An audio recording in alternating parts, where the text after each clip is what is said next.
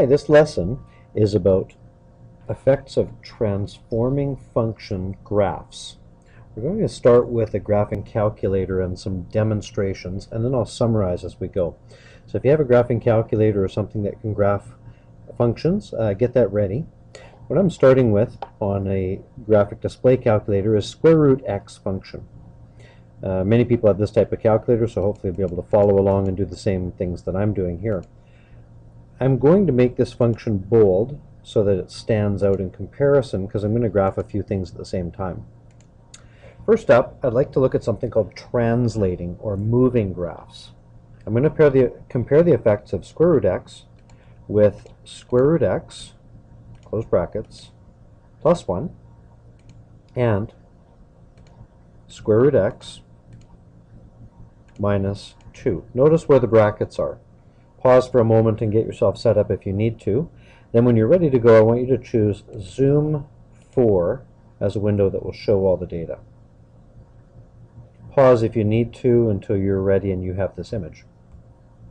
Now you'll notice I've got three images. The bold one is my reference graph. This is square root x itself. So this is the function graph that's being transformed. And we can see that we have a movement up and a movement down. The movement up was 1 unit. The movement down was 2 units. Looking at the equations that I typed in, I've got y2, my second function, with a movement up. There's my plus 1. That corresponds with the movement up. And the minus 2 corresponds with the graph downward. So there's one pattern to recognize. When I add or subtract a number after a function, I get a movement up or down. Next up, we're going to again compare square root x.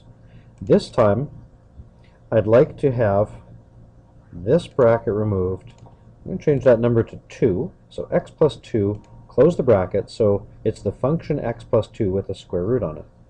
And I'm going to compare, change this one a little bit to x minus 1 and close a bracket around it. Again, pause if you need to until you get the functions that I have typed up. When you have them, we'll graph them. There's our reference graph.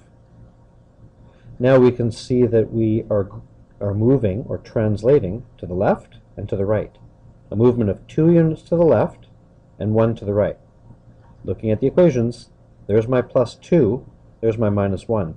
Now notice this is a bit counterintuitive. The plus sign is a left movement and the minus sign is a right movement horizontally.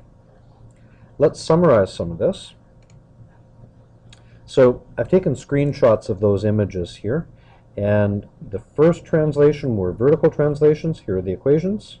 Second one horizontal. Here are the equations.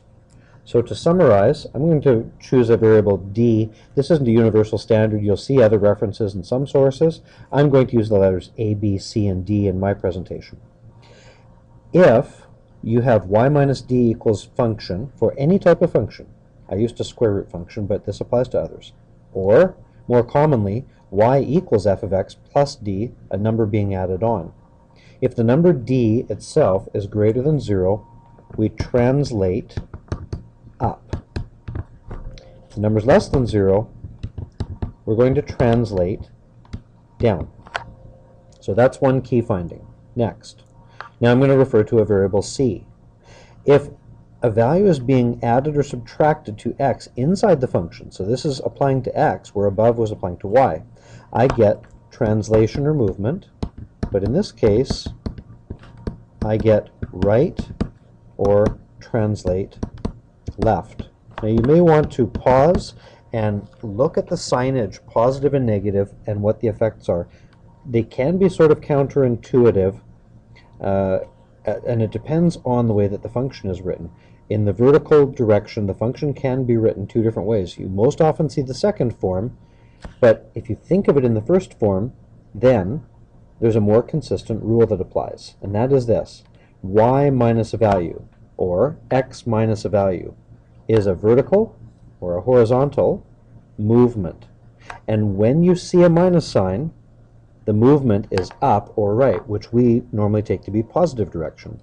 If the sign is positive, that really means subtracting a negative. Now I'm translating either down or left.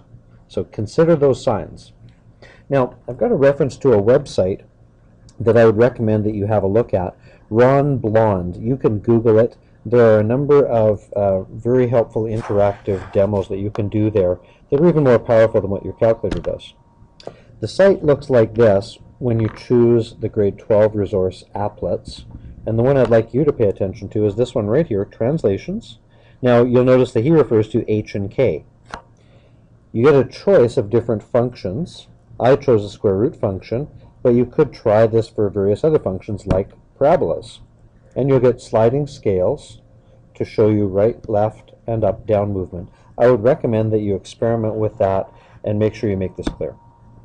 Okay, I want to move on now and get into what's called reflections.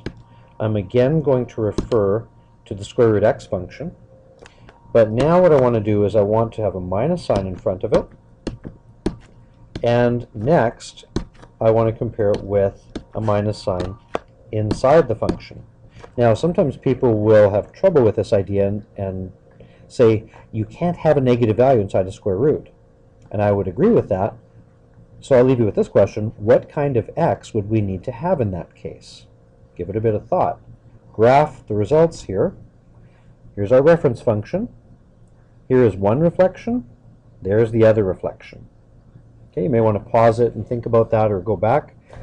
I again have summarized these, and they are recorded right here. y1, y2, and y3. Now, if there's a negative sign applied to the y side or in front of the function, which can easily be moved to the y side, we have a reflection over the x-axis. I'd like to think about why that would be. There's a good, valid reason for it.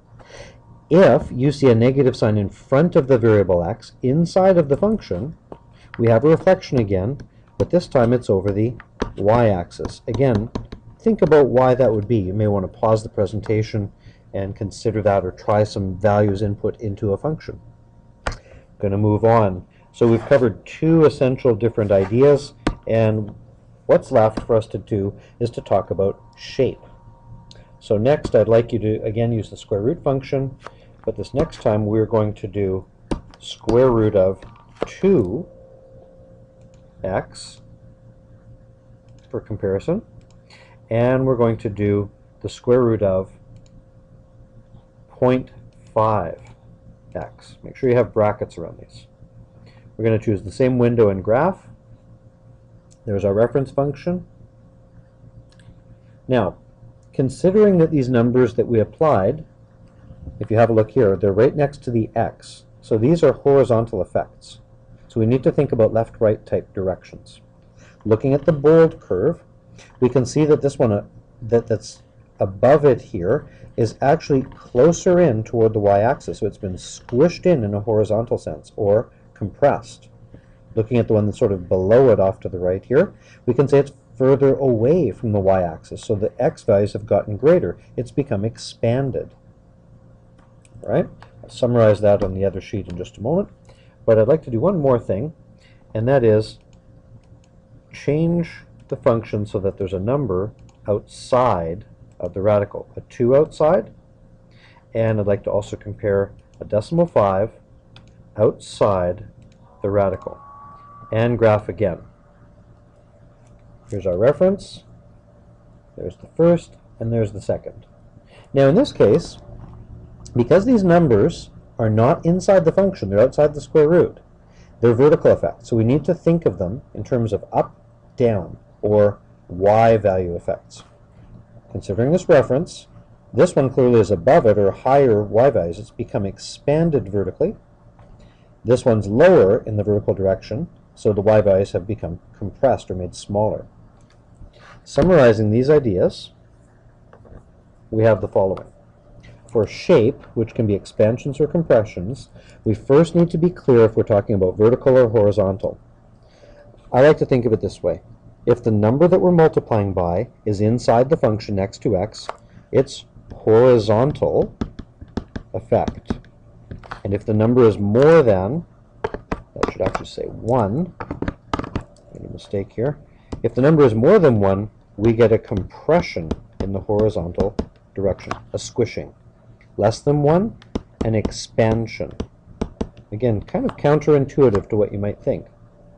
Up above, We don't normally see functions written the first way, but the reason I wrote it that way is because the rule would be consistent vertically to horizontally. If a is greater than 1 in the first orientation, we again have a compression. And if the a value in this case is less than 1, we would have an expansion. But these are in the vertical direction. Okay, these ones over here are horizontal. Yeah, this is tricky. It's a bit confusing. It's common to get things backwards. So what you're going to need to do is replay some of this, do a little experimentation.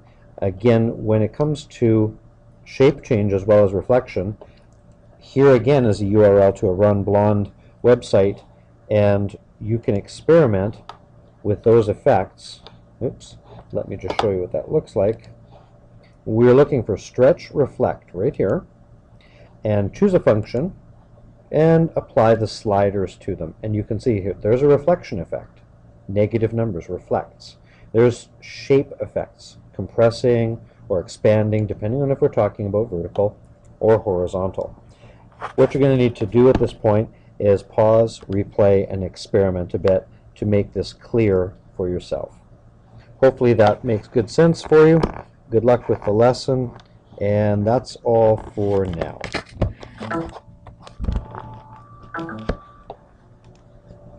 As soon as I pause it. Seems like I haven't paused it. I don't know why it's not pausing.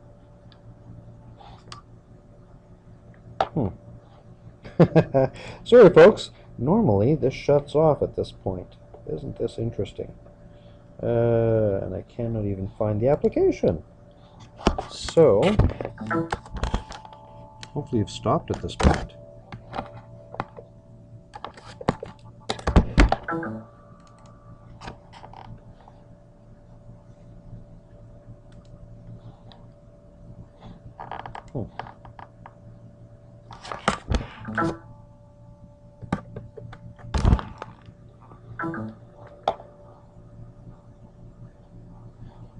It seems like I'm still going.